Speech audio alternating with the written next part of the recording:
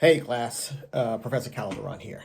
So, I want to talk about the final process, or the final stage in the creative process of the film, editing. A film is told three times. First by the writer, second by the director, the third time by the editor, okay? It's the editor's job to take all the rough footage from production, all the stuff they shot, and they have to now assemble it into a cohesive story that resembles the script that the screenwriter wrote. Okay, so they're using the script as the blueprint, but now the editor has images, film, right? Footage. And some of the performances are good, some of them are bad. Maybe the audio on some is good, some are bad, right? So there are a couple things that happens.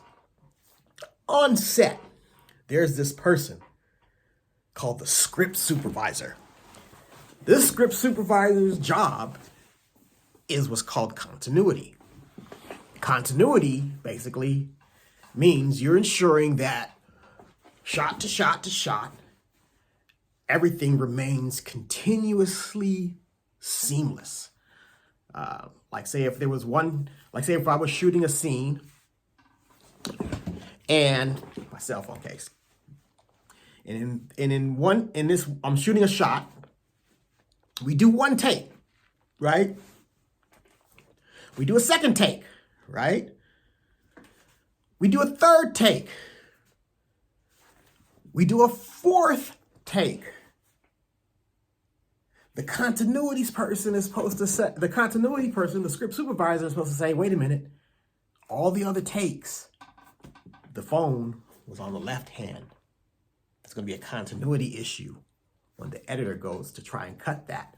They will not be able to use that take where I put the phone in my right hand. Why? It will not match all the other takes. Okay? It could be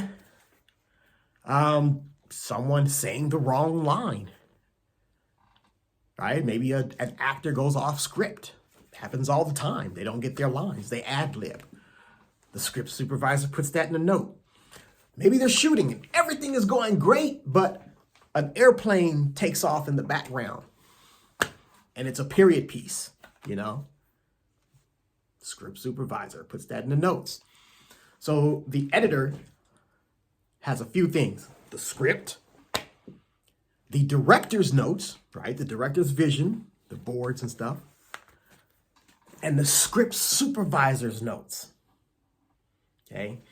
The script supervisor's notes tells the editor, essentially, out of all these hundreds and hundreds and hundreds of takes that we've just shot over weeks and weeks and weeks of filming, essentially, these are the good ones.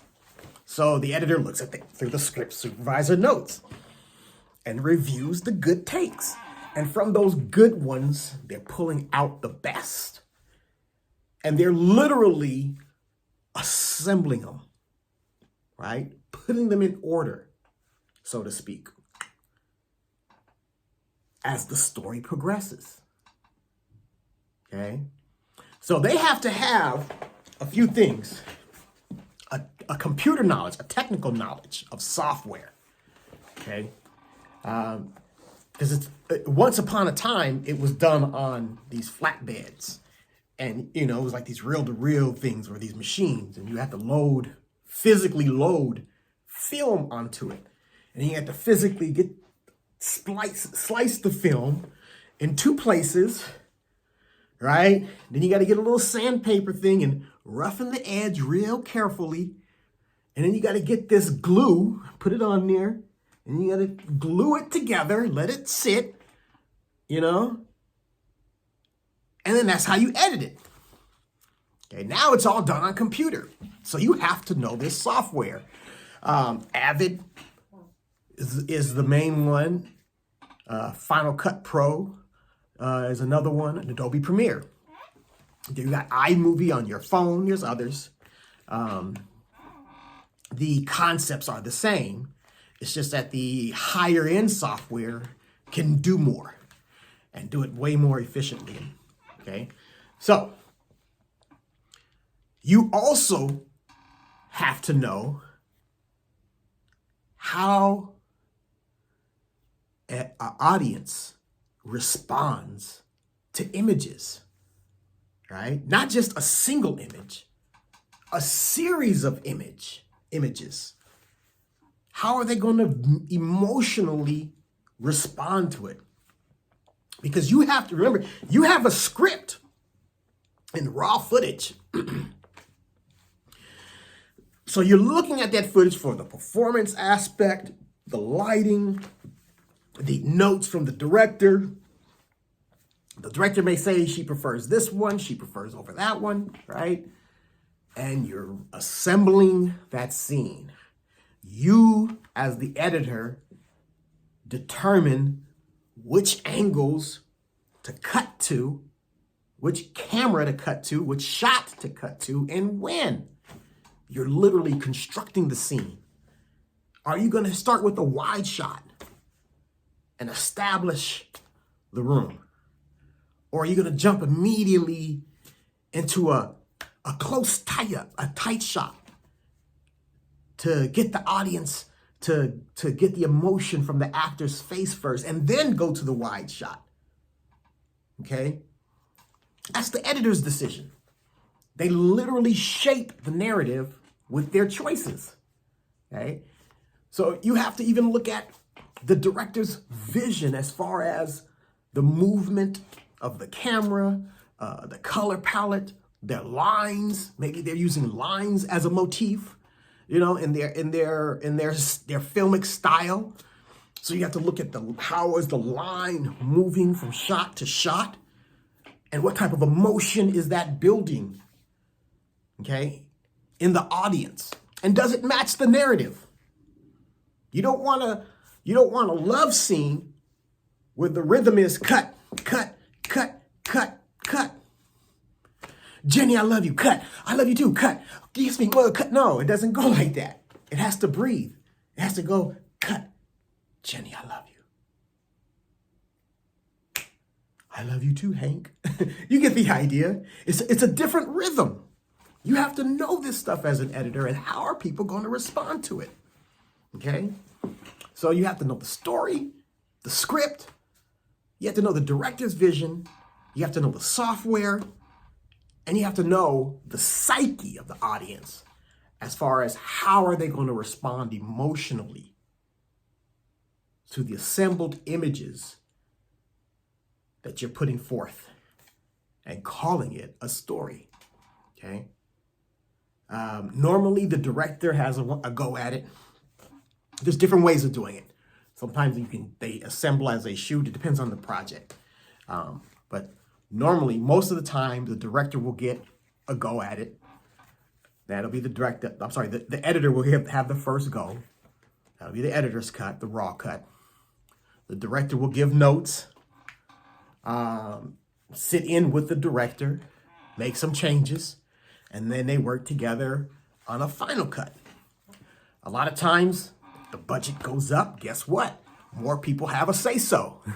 If you're an independent filmmaker, it's just you and your editor. You got the final say-so. But let's say if it's your first time doing a $10 million movie for Warner Brothers is going to want to see the dailies, which is the footage that's shot every day. They're going to want to see the rough cut. They're going to give notes because it's their money. All right? And the risk financially are higher. So the higher the financial risk, the more people might have say-so, unless you're a Christopher Nolan or a Quentin Tarantino, you know, a Coppola or a Spike Lee. You know, they've reached a certain status and established themselves as seasoned storytellers and filmmakers. the studios give them a wider degree of trust. Okay, but the higher the budget, the more the say-so the studio is going to want to have. Okay, and these projects take years. Years. All right, that's editing. Check out the videos. Check out these movies, you guys. They really show the importance of editing. Okay, in such a way that it is essential to the core concept, the what I call the controlling idea of the movie, right? Especially Memento, because it's non-linear in its inception. Non-linear meaning, okay, linear is when the story is told straight, right? It begins here and it ends there. Non-linear is when it's told in different orders. Like the beginning could be in the end, it could be in the beginning and then mixed up and everything, So by nature, at its core, Memento is a non-linear movie, but I'm still trying to wrap my head around this movie, Memento. Is it non-linear? Is it linear? But the editing of it is amazing. All right, enjoy.